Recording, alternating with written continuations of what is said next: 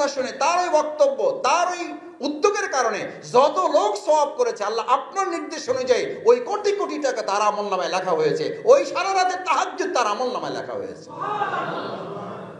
আপনি যে সালাত আদায় করেন, এই সালাতের উদ্দেশ্য যেমন আল্লাহ সন্তুষ্টি ও অনুসুকি। সালাতের পরপরই রোজার কথা বলা হয়নি, সালাতের পরপরই হজের কথা বলা হয়নি, সালাতের পরপরই জাকাতের কথা বলা হয়নি, সালাতের পরপরই কোরবানির কথা বলা হয়েছে। কারণ যিনি সালাত আদায়কারী হবেন তিনি তার মতেরও সর্বোচ্চ কোরবানি করবেন। টাকা পয়সার কোরবানি করা সহজ, মতের কোরবানি করা সহজ না। ইবলিসের 70 লক্ষ 80 লক্ষ বছরের ইবাদত ছিল, সব নষ্ট হয়ে গেছে মদ খাওয়ার কারণে, গাঁজা খাওয়ার কারণে। মানুষ হত্যা করেছে, দর্শন করেছে, কি করেছে? শুধু এটাকে আরো সহজ করে বলে, অহংকার করেছে। মানে কি কারণে করেছে? কি জন্য সে অহংকার করেছে? কি করতে পারে নাই সে? আনুগত্যটাও করতে পারে নাই। কেন?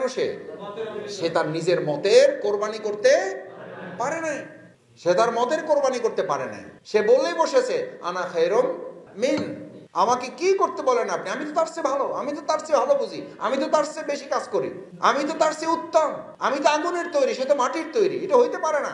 এই হইতে পারে না উপর ভিত্তি করে 80 লক্ষ বছরের ইবাদত শেষ হয়ে গেল। ফেরেশতাদের সর্দার থেকে হয়ে গেল শুধু শয়তান, শুধু শয়তান, শুধু ইবলিস, শয়তানেরও সর্দার হয়ে গেল। এই জন্য বলা হয়ে থাকে, ভালো মানুষ যখন খারাপ হয়ে যায় সে শুধু খারাপ হয় না, সে খারাপেরও সর্দার হয়ে যায়। আপনি রকম, আপনি যদি বিপদগ্রস্ত হন আল্লাহ মাফ করুন, আপনি যদি দুর্বল হন, নিষ্ক্রিয় হন। আমি ছাত্র জীবনে উদাহরণ দিতাম, সাইকেলে উপকারও কম ক্ষতিও। সাইকেল অ্যাক্সিডেন্ট করে 200 লোক মারা গেছে, এরকম শুনেছেন কোথাও? 2 জন মারা গেছে, 3 জন হাসপাতালে ভর্তি, শুনেছেন? ওটার উপকার এরকম যে 4 জন ওটাকে মানে ঢাকা থেকে রাজশাহী 2 ঘন্টা চলে গেছে, হবে এটা? ওটার উপকারও কম, গতিও কম, ক্ষতিও কম, গতিও কম, ক্ষতিও কম। একজন সহযোগী কাজ করলে অতটুকু হবে, কাজ না করলে ক্ষতি অতটুকু হবে। একজন কর্মী কাজ করলে অতটুকু হবে, না করলে অতটুকু হবে। একজন রোকন। আপনার কফিন সামনে রেখে একটা কথা কমন সবাই বলবেন, আল্লাহ আপনার আমল তো সব বন্ধ করে দিয়েছেন, মেহেরবানি করে আপনার সন্তান, আপনার ভাই, আপনার বন্ধু, আপনার কর্মী, আপনার সহযোগী, আপনার সংগঠন যদি এমন কিছু করে রেখে যান, ইলম, এমন কিছু আমল দিয়ে যান যে আমলগুলো আপনার কারণে এখনো চলমান আছে, তাহলে এটার নাম হলো সাদাকায়ে জারিয়া। এর বিপরীতটার নাম কি? এর বিপরীতটার নাম কি? এটা আপনারা সহজে উচ্চারণ করতে চান না। আমি সাদাকায়ে জারিয়া যত পছন্দ করি তার চেয়ে বেশি ভয় করি গুনাহে জারিয়া। কি জারিয়া? যে ইসলামে গুনাহে সাদাকায়ে জারিয়া আছে, সেই ইসলামে গুনাহেও জারিয়া। মোবাইল দেখতে দেখতে একটা লোক মৃত্যুর করে ঢলে পড়েছে, ওই মোবাইল, ওই কাজ, ওই ভিডিও, ওই অশ্লীলতা, ওই বেহায়াপনা যতদিন চালু থাকবে ততদিন তার আমলনামায় ওই বদ আমলগুলো লেখা হতে থাকবে। আমার আপনার ভূমিকার কারণে যে লোকগুলোকে আপনি নিষ্ক্রিয় করে রেখে গেছেন, যতক্ষণ পর্যন্ত লোকগুলোকে পৃথিবী থেকে সক্রিয় না করবে, আপনার আমলনামায় সাদাকায়ে জারিয়াও লেখা হবে, আপনার আমলনামায় গুনাহে জারিয়াও লেখা হবে। সুতরাং সাদাকায়ে জারিয়ার প্রতি লোভও থাকবে, গুনাহে জারিয়ার প্রতি ভয়ও। দেখি পারবেন ইনশাআল্লাহ? পারবেন ইনশাআল্লাহ?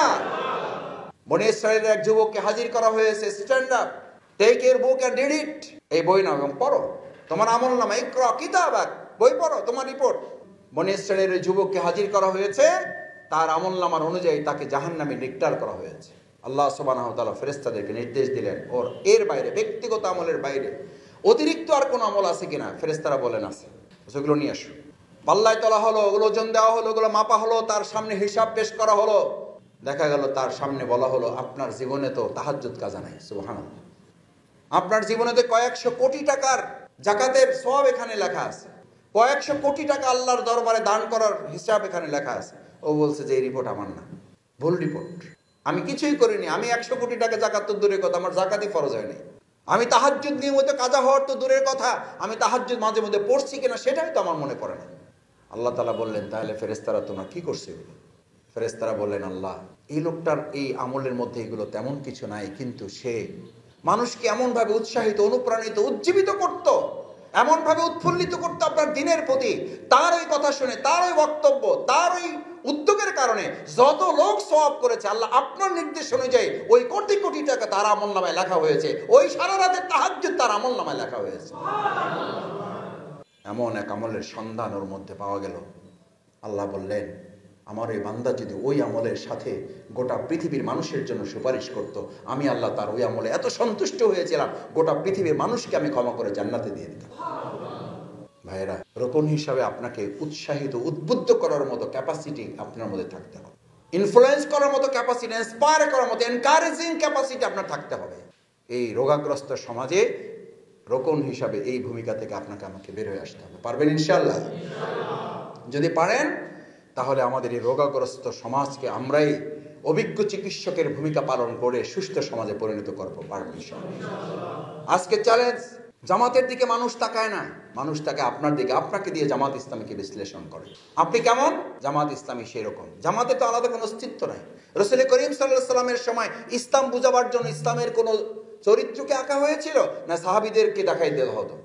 তোমরা যদি ইসলাম দেখতে চাও তাহলে অমুকের দিকে তাকাও। এখানে রোকন ভাইয়ের, আমি শফিকুল ইসলাম মাসুদ সহই যারা এখানে স্টেজে বসে আছেন, যারা আমার সামনে বসে আছেন, যদি এই চ্যালেঞ্জ দিয়ে আজকে এখান থেকে সমাবেশ থেকে যেতে পারেন যে জামাত ইসলামী যদি দেখতে চাও এই আব্দুর রহিমের দিকে তাকাও, জামাত ইসলামী যদি বুঝতে চাও এই আব্দুল জব্বারের দিকে তাকাও, জামাত ইসলামী যদি দেখতে চাও এই রোকন আব্দুল হালিমের দিকে তাকাও, জামাত ইসলামী যদি দেখতে চাও তাহলে জামাত ইসলামী রোকন আব্দুল সাত্তারের দিকে তাকাও। সেই সাত্তারের দিকে তাকিয়ে যদি দেখা যায় তার ব্যবসার সমস্যা, সে আব্দুর রহিমের দিকে তাকিয়ে যদি দেখা যায় তার পর্দার সমস্যা, সে আব্দুল জব্বার আব্দুল করিমের দিকে তাকিয়ে যদি দেখা যায় তার ব্যক্তিগত রিপোর্টের সাথে তার জিন্দিগির কোনো মিল নাই, সেই আব্দুল হালিমের দিকে তাকিয়ে যদি দেখা যায় তার করা ওয়াদার সাথে সে আসলে চুক্তি পদে পদে লঙ্ঘন করে চলে। আপনি নিশ্চিত থাকেন, একটি আদর্শবাদী দলের পতনের কারণ তার বাঁচার উপায় গ্রন্থে লেখা আছে।